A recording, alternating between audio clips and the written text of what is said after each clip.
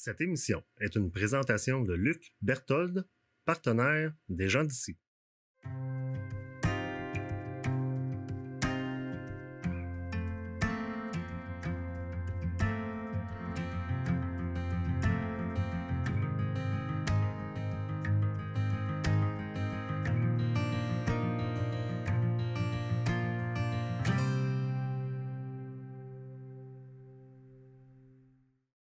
Bonjour, mon nom est Paul Vachon, historien de carrière. On avait vu précédemment quelques événements. La guerre des Boers, par exemple.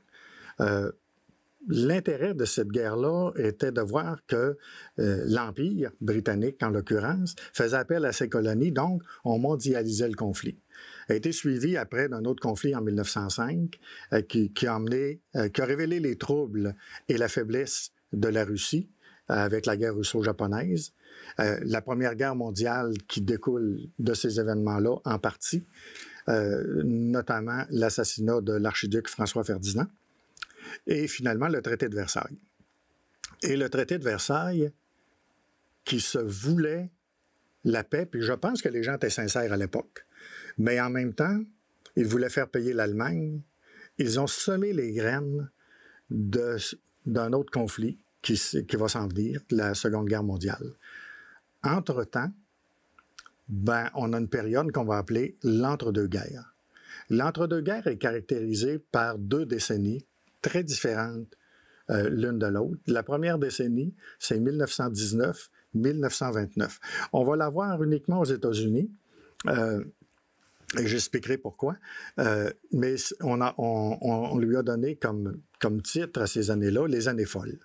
Alors, c'est des années d'exubérance, des années où on s'amuse, on y reviendra. Et l'autre décennie, c'est la décennie 29-39. Cette décennie-là, c'est la crise économique qui est la caractéristique principale. On va voir des exemples, 4 exemples de la crise économique et de ses effets surtout, là. Tout d'abord aux États-Unis. Pourquoi pas le Canada? Pourquoi pas la Grande-Bretagne? Pourquoi pas la France? C'est tout simplement qu'on a calqué, on a répété les solutions que les Américains avaient prises. Alors, ça ne donne rien de répéter qu'au Canada, on a fait la même chose qu'aux États-Unis. Alors, on va aller voir l'exemple américain. Ensuite de ça, dans une émission suivante, on va voir l'exemple italien et l'exemple soviétique. Parce que là, c'est de l'URSS dont on parle. Et finalement, le dernier exemple, ce sera celui de l'Allemagne. Alors, on va en revenir à notre décennie, notre première décennie, 1919-1929. C'est la fin de la guerre. Alors, c'est l'exubérance, évidemment, dans les rues. On dit plus jamais ça va arriver, plus jamais ça va se reproduire. On se rend compte que cette boucherie-là, cette tuerie de masse-là, finalement, donne pas grand-chose. En réalité, c'est vrai ou faux parce que par le traité de Versailles, les grandes puissances comme la France et la Grande-Bretagne, qui sont les grandes gagnantes de ce conflit-là, vont se partager les dépouilles des Allemands puis du reste du monde. Alors, on reprend un peu nos vieilles habitudes d'empire, on reprend nos vieilles habitudes du 19e siècle, mais les gens fêtent la fin de cette guerre-là parce que, surtout quand tu es jeune, tes perspectives d'avenir en 1917 ou en 1918 étaient d'aller éventuellement te battre au front, surtout si tu es un Européen, et même un Canadien, et même un Américain, parce que la guerre est maintenant mondiale. Les Australiens y ont pris part également. Alors, c'est une situation extrêmement difficile. L'Europe a été détruite, pas l'Allemagne. L'Allemagne n'a jamais été occupée par les forces alliées. L'Allemagne s'est rendue, épuisée économiquement, mais l'Allemagne n'a pas été occupée. Alors, l'Europe est détruite, il faut la reconstruire. Donc, on va avoir 10 années de prospérité.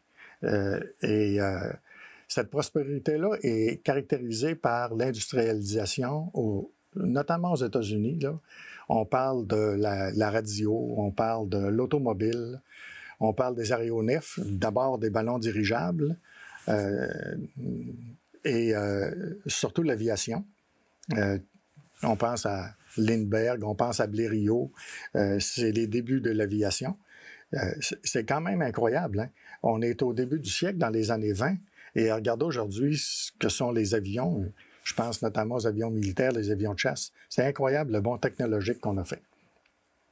On pense aussi au pétrole qui va se généraliser puis qui va créer les grandes entreprises comme Shell et BP, puis les grandes entreprises pétrolières. L'électricité aussi qui se répand partout. On va commencer à électrifier les villes. Ensuite de ça, les campagnes, plus tard, là, seront électrifiées, qui a été un coup de maître de la part des Américains parce que les États-Unis sont une société de consommation. Alors, une société de consommation, ça veut dire quoi? Ça veut dire que tu consommes. Comment faire pour consommer? Comment faire pour rejoindre les gens? Aujourd'hui, c'est facile. On utilise notre téléphone puis on va sur les réseaux sociaux. Mais à l'époque, on a inventé la vente par catalogue. Alors, des grandes entreprises ont j'allais dire photographier, mais ce n'était pas de la photographie, dessinaient des objets, un peu comme aujourd'hui qu'on a dans les circulaires ou dans la publicité d'aujourd'hui, c'est la même chose, mais on a inventé la vente par catalogue pour être capable de vendre. Le cinéma aussi fait son apparition, c'est le cinéma muet, mais les gens en sont friands. Hollywood va commencer à produire j'allais dire des grands chefs-d'œuvre, on le verra avec notamment Charlie Chaplin. Il y a également des clubs de danse qu'on appelle les dancing rooms qui s'installent un petit peu partout aux États-Unis. C'est le jazz, c'est le charleston et même en France, la musique américaine devient populaire. Elle est popularisée notamment par Josephine Baker, une danseuse afro-américaine. Aux États-Unis, on aime cette musique-là, la musique afro-américaine. On aime beaucoup cette musique-là, sauf que le relent raciste aux États-Unis est encore très présent. Donc, il y a des clubs pour les Noirs, il y a des clubs pour les Blancs, mais les clubs pour les Blancs, quand ils veulent jouer de la musique afro-américaine, le jazz notamment, ben, les orchestres blancs se peinturent le visage en noir, comme un de nos premiers ministres a déjà fait, et se peinturent le visage en noir pour reproduire la musique afro-américaine. Alors, c'est une époque d'exubérance, c'est une époque importante de changement. Ce changement-là est caractérisé aussi par la mode.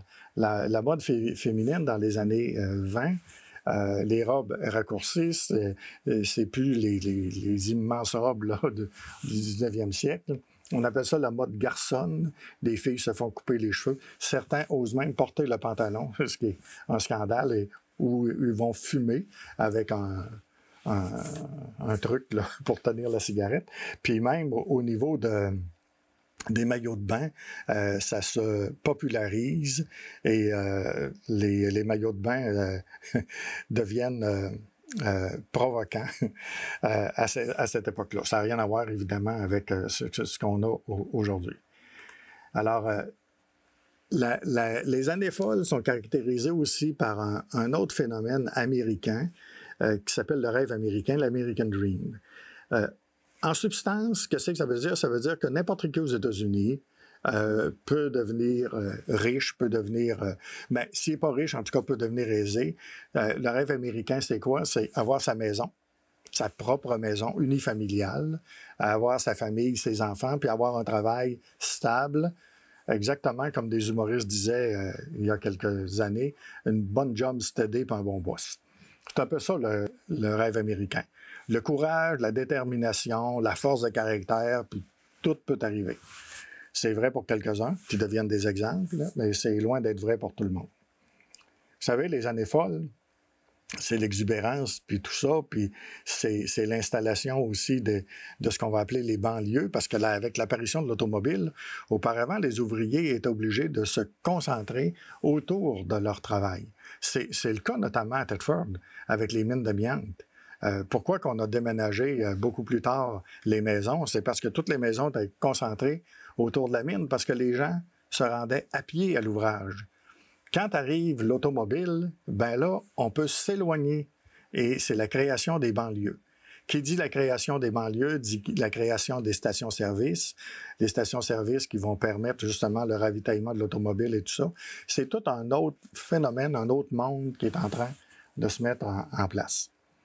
Et ce rêve américain-là devient souriant à différents peuples de la Terre, notamment des immigrants qui arrivent par milliers, qui arrivent par millions aux États-Unis.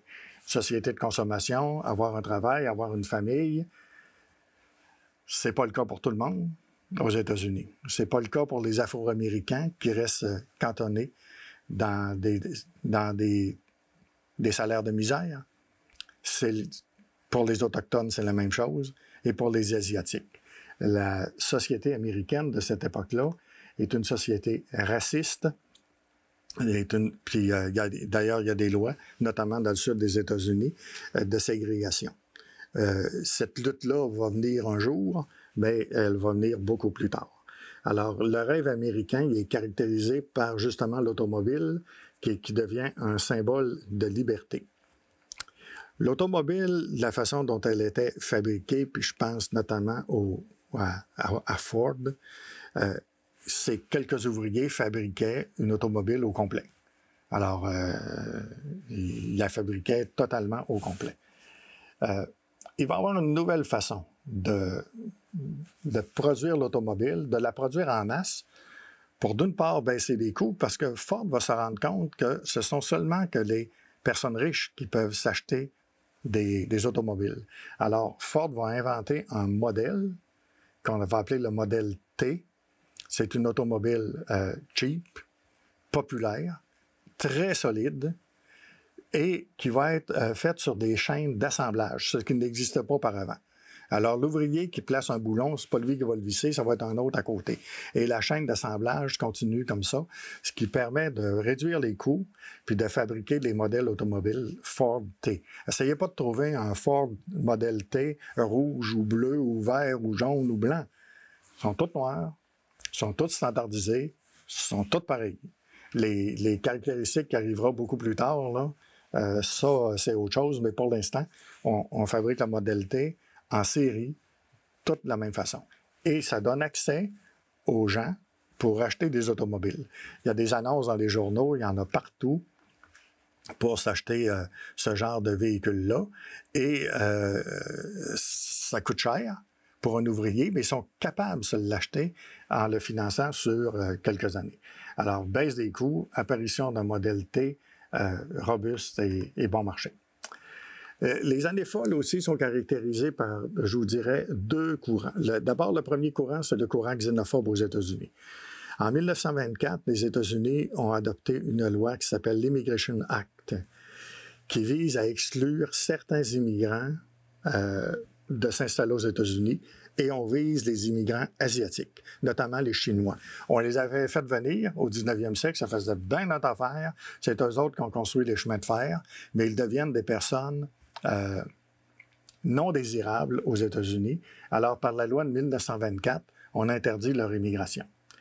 On établit également des quotas en utilisant le nombre d'entrées d'immigrants de 1890, qui est l'année la plus basse, à 2 % de ces immigrants-là.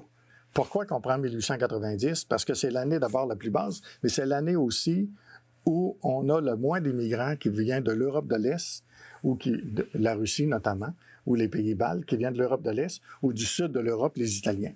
Alors, on veut réduire ce nombre d'immigrants-là et on fait venir... Ça ne s'applique pas aux Mexicains, ça ne s'applique pas aux Canadiens et ça ne s'applique pas aux Européens de l'Ouest. Mais on les fait venir et on reçoit l'appui substantiel d'un mouvement politique qui s'appelle le KKK, le Ku Klux Klan, qui est un mouvement raciste, anti-noir, anti-catholique, un mouvement xénophobe, j'allais dire écœurant. L'autre élément aussi qui a perturbé la société américaine de façon profonde, c'est une loi qui a été adoptée. Bon, là, j'ai oublié l'année, mais c'est pas grave, c'est dans les années 20.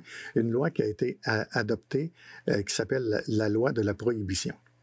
Alors, c'est quoi la loi de la prohibition? C'est qu'on interdit de fabriquer, de transporter, de vendre, d'importer et d'exporter de l'alcool. Alors, c'est clair que si vous faites ça, qu'est-ce que vous allez créer? Bien, vous allez créer ce qui s'est créé, la clandestinité. Alors, il va y avoir des bars clandestins, il va y avoir du monde qui vont fabriquer de l'alcool, qui vont l'importer, qui vont en distribuer. Et ces réseaux-là vont s'organiser et ça va devenir la mafia. En fait, la loi de la prohibition est partie d'une bonne idée, est partie de ligues de tempérance. On trouvait que ça buvait trop aux États-Unis. Alors, les pasteurs religieux et les mouvements de tempérance forcent le gouvernement à adopter une telle loi. Et cette loi-là, aussitôt qu'elle est mise en vigueur, ben, fait apparaître le côté sombre avec la mafia, puis le contrôle de l'alcool, un des plus célèbres étant évidemment Al Capone. La mafia va organiser le commerce de l'alcool. Et d'ailleurs, je ne sais pas s'il y en a qui ont déjà vu l'excellente série Boardwalk Empire, qui est très intéressant. C'est tout ce qui se passe à Old Orchard, puis dans cette région-là, Ogunquit, puis la région du nord-est américain, de l'organisation puis du trafic de l'alcool. Et pour contrer ça, au lieu de retirer la loi, les Américains vont mettre sur pied une police spéciale qu'on va appeler les Incorruptibles et qui va être dirigée par un policier qui va devenir célèbre, Elliot Ness, et qui va mettre la main sur Al Capone. Et Al Capone, d'ailleurs, qui sera arrêté, mais qui sera arrêté non pas pour son trafic d'alcool, même s'il est millionnaire, ce trafic-là, mais pour ne pas avoir payé d'impôts. Alors, c'est comme ça. En 1933, on va abroger la loi, se rendant compte qu'elle a fait des désastres, qu'elle a créé un monstre, d'ailleurs, mais ce monstre-là ne mourra pas en abrogeant la loi. La mafia va se recycler dans la prostitution, va se recycler dans le trafic de la drogue, et elle est toujours présente aux États-Unis. Mais on lui a donné un coup de pouce en pensant à bien faire, comme de quoi que même quand tu es un dirigeant politique, c'est sûr que tu ne te lèves pas le matin en disant « Aujourd'hui, je vais prendre une mauvaise décision ». Tu penses toujours prendre de bonnes décisions, mais les effets, tu ne les vois pas parce que tu ne connais pas l'avenir. Et ils n'avaient pas vu ces effets-là. Mais heureusement, ils ont eu la bonne idée de retirer la loi, mais c'était trop tard. La mafia est là pour rester. Et d'ailleurs, c'est au niveau de l'anecdote, mais il est intéressant quand même de le noter. Au Canada, chose assez exceptionnelle, les cabanes à sucre ont continué de faire bouillir pendant tout l'été. Évidemment que ce n'était pas du sirop d'érable qu'on faisait bouillir. Alors, il y avait des alambics un petit peu partout au Canada, puis on produisait du gin, puis on produisait des boissons frelatées. D'ailleurs, certaines étaient dangereuses, là, c'était de l'alcool pur qu'on vendait au-delà de la frontière. Et aussi, la France était bien placée avec les îles Saint-Pierre et Miquelon pour importer de l'alcool. Arrive la décennie suivante, 1929-1939 aux États-Unis, et là, c'est la fin du rêve américain. On pourrait presque dire le cauchemar américain.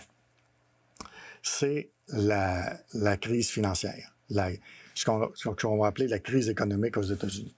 Ça a commencé tout d'abord par une crise boursière, une crise bancaire, si vous voulez. Là. Et de quelle façon ça commence? Ben, il y a des taux de change, évidemment, puis il y a des fuites de capitaux d'un pays à l'autre. Ça commence à inquiéter les gens. Mais surtout, ce qui s'était passé, c'est que des milliers d'Américains, des très petits investisseurs, achetaient des actions à la bourse, mais ils achetaient à crédit. Pourquoi? Parce que des petits courtiers avaient trouvé... Tout le monde avait vu que de 1919 à 1929, la bourse montait. Tu achetais une action en bourse, puis tu pouvais faire quelques dollars de plus avec cette action-là. Alors, on s'est mis à vendre des actions à crédit. Mettons qu'une action vaut 10 j'ai pas l'argent. Le courtier va me la prêter, va me prêter le 10 je vais m'acheter une action. Puis l'année suivante, si on en prend les années antérieures, ben écoute, c'est sûr que tu vas faire au moins 1 $. Alors, tu vas pouvoir rembourser ton 10 $. Il va te rester 1 $. Tu donneras 25 sous à ton courtier, puis tu viens de te faire 75 sous. Alors, c'était une façon pour les petits investisseurs de se faire un peu d'argent, puis ils sont des milliers et des milliers à la bourse à faire ça. Alors, lorsque la confiance est ébranlée, les gens s'inquiètent. Et les gens s'inquiètent, qu'est-ce qu'ils vont dire?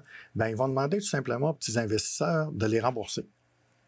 Écoute, rembourse-moi, là, je t'ai prêté de l'argent pour acheter des actions. Les petits investisseurs, ils n'ont pas l'argent. Ils ne peuvent pas rembourser. Ça fait que ce qu'on demande, c'est qu'on leur dit, bien, il faut que tu rembourses. Alors, et là, beaucoup, bien, pour rembourser, qu'est-ce qu'on fait? On va vendre nos actions. Alors, s'il y a beaucoup d'actions à vendre, la valeur des actions va chuter. Et là, il y a un phénomène qui va se passer puis qui va ralentir la crise économique. Ce phénomène-là, c'est les grands actionnaires, les riches, vont se mettre à les acheter, ces actions-là.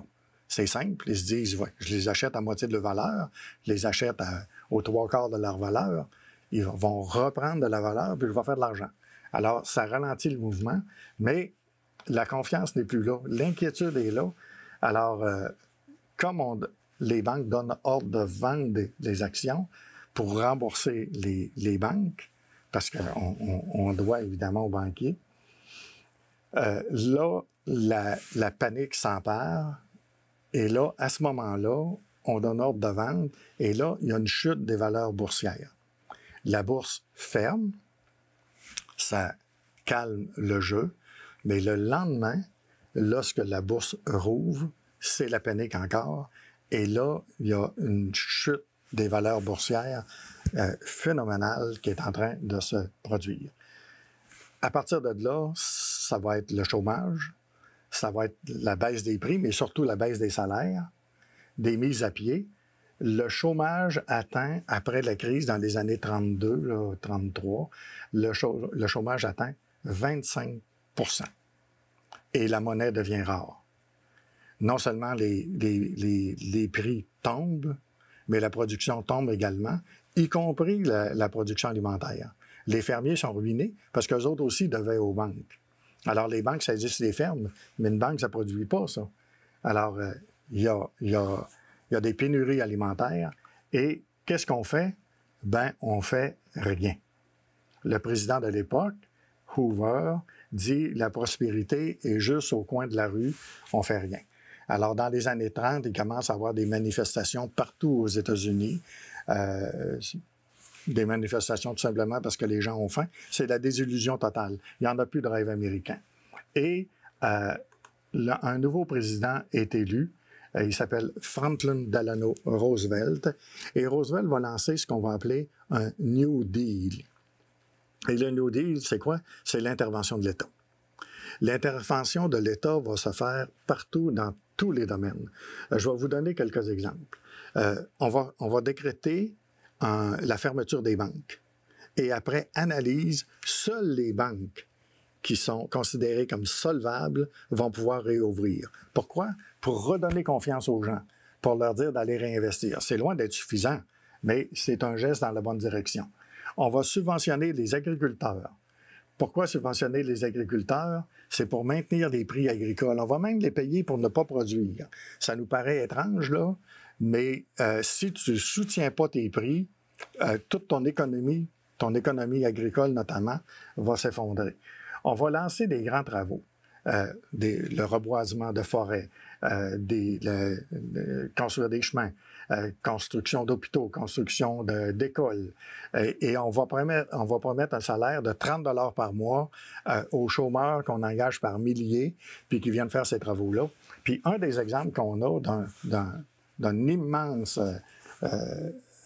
travail qui a été fait, c'est le barrage Hoover, qui existe toujours aujourd'hui et qui permet de produire de l'électricité et qui permet surtout l'existence de Las Vegas encore aujourd'hui. Et d'ailleurs, lorsqu'on regarde des images du barrage Hoover, on voit avant, lorsqu'il a été construit, le lac artificiel qui a été créé, puis aujourd'hui, la baisse dangereuse du niveau d'eau et la sécheresse qui s'accompagne. Alors, l'idée, c'était de repartir l'économie, de redonner confiance au peuple américain. Et le New Deal, ça a marché. Ça a très, très bien fonctionné. Et au Canada, qu'est-ce qu'on a fait? Ben, on a copié le New Deal. Au Québec, comme au Canada, on va organiser au niveau, par exemple, du soutien aux personnes les plus démunies, on va avoir l'intervention de l'État. On crée des pensions. On crée des pensions pour les aveugles. On crée des pensions pour les personnes handicapées. On crée des pensions pour les personnes âgées. Au lieu qu'ils soient tous à la merci de l'État, ils ont un peu de dignité, ils ont un peu de salaire, ce qui leur permet de maintenir un petit niveau de vie, mais de vivre dans la dignité. Je vous laisse sur une caricature des années de crise économique. Cette caricature-là est un film de Charlie Chaplin, Les temps modernes. C'est très intéressant parce qu'en même temps, ça montre le beau côté de l'industrialisation, mais ça montre aussi les troubles sociaux.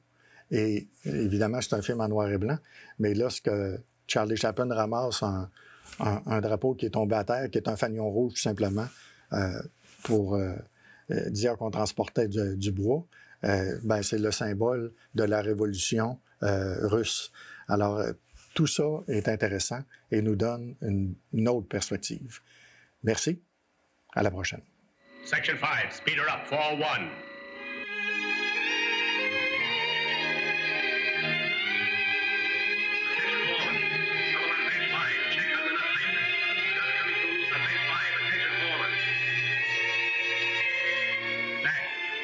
Section 5, more speed, 4.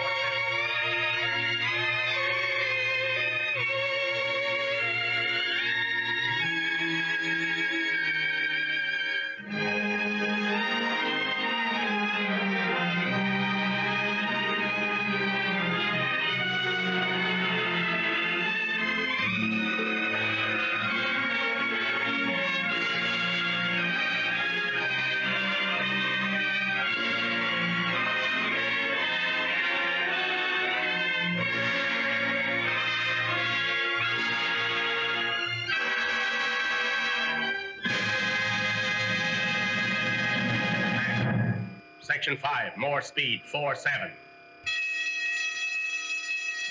Back.